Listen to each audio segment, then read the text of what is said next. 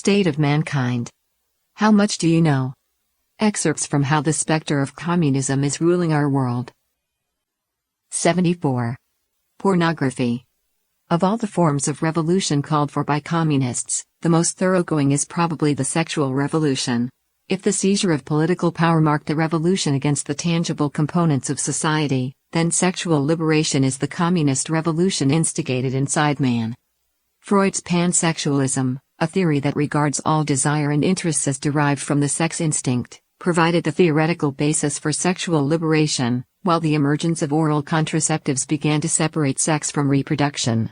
The sexual revolution struck at traditional morality, and brought about and promoted radical feminism, abortion, premarital sex, and the homosexual movement. All this brought about enormous, terrible impacts on the social order laid down for man by God, and was attendant with numerous social ills. Sexual liberation established the distorted idea that recreational sex and the sex trade are basic human rights. It destroyed traditional sexual ethics and restraints, and allowed sex to become a game and form of entertainment. It turned humans into mere sex tools, and opened up the gates for pornography to infiltrate and sabotage society. In the 1950s, Playboy magazine played an exceptionally important role in assisting in sexual indulgence, and made a business out of pornography. While the slogan "Make Love, Not War" was in the air in the anti-war era, the first all-nude adult movie, Blue Movie, came out in 1969. Accompanied by rock music and a rejection of all traditions, a 15-year-long era, 1969 to 1984, of porno chic emerged in the West. The size of the pornography industry today is alarming.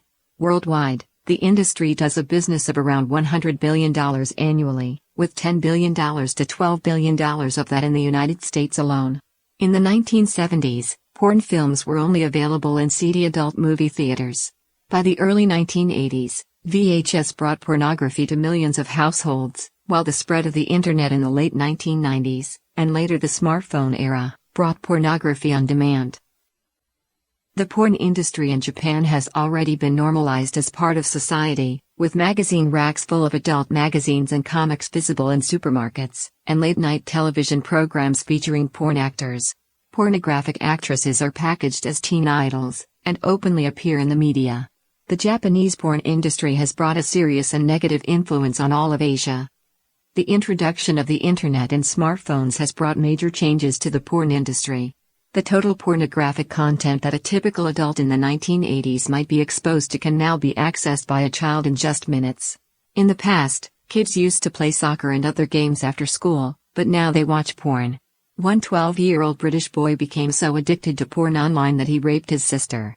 A public prosecutor involved in the case said, "Cases of this nature will increasingly come before the court because of the access young people now have to hardcore pornography."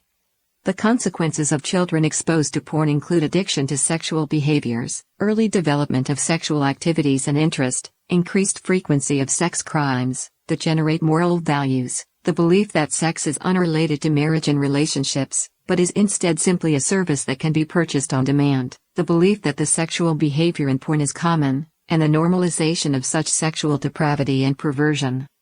In the majority of European countries, prostitution is legal, and many Europeans consider it just another job. In 1969, Denmark became the first country to legalize prostitution.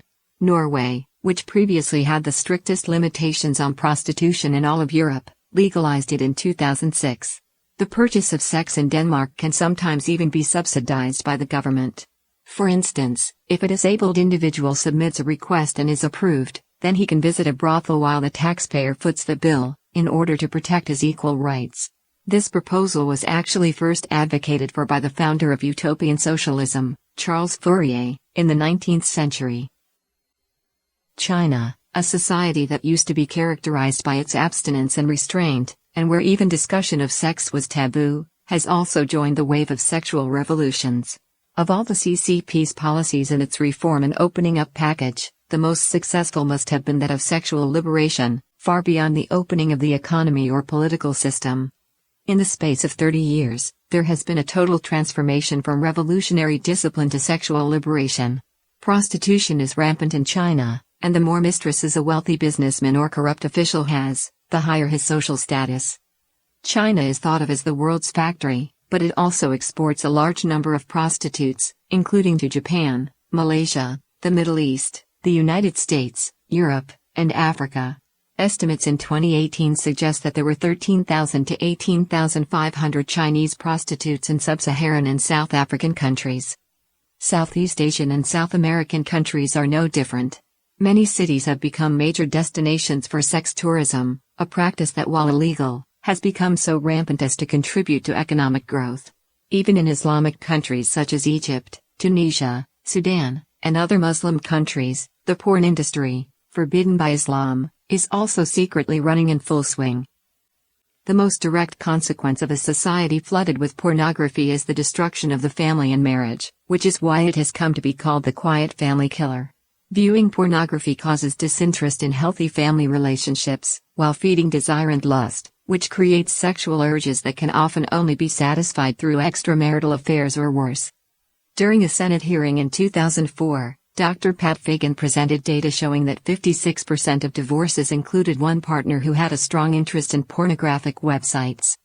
During the annual meeting of the American Sociological Association in 2016, a research paper that was presented showed a doubling in instances of divorce among marriages where one party watches pornography versus those where neither partner does. The research showed that if the husband watched porn, the divorce rate increased from 5% to 10%, while if the wife watched porn, the divorce rate increased from 6% to 18%. The younger the individual, the more likely the divorce. Before the 1950s, all countries in the East and West viewed sex before marriage as indecent and in contravention of the commandments that God left to mankind. Both social pressure and public opinion acted to suppress such activities. If a young man and woman did conceive a child before marriage, they would be expected to take responsibility, get married, and raise the child together as a family. At the time, the majority of people believed that if a man got a woman pregnant, the only decent thing to do was to marry to her. If one made a mistake, one would be expected to take responsibility for it. However, with moral decay and the rise of sexual liberation since the 1960s, out-of-wedlock pregnancies have drastically increased. All this took place right as the porn industry began to have a greater impact on public consciousness.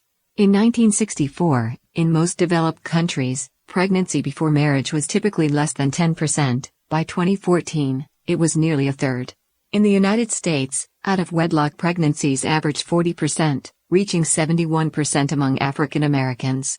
Among the 140 million newborns in the year 2016, around 15% or 21 million are from pregnancies out of wedlock. Single-parent families, out-of-wedlock pregnancies, and divorce are often closely associated with poverty. Such families then increase the burden on the social welfare system. From Chapter 14, Popular Culture, A Decadent Indulgence.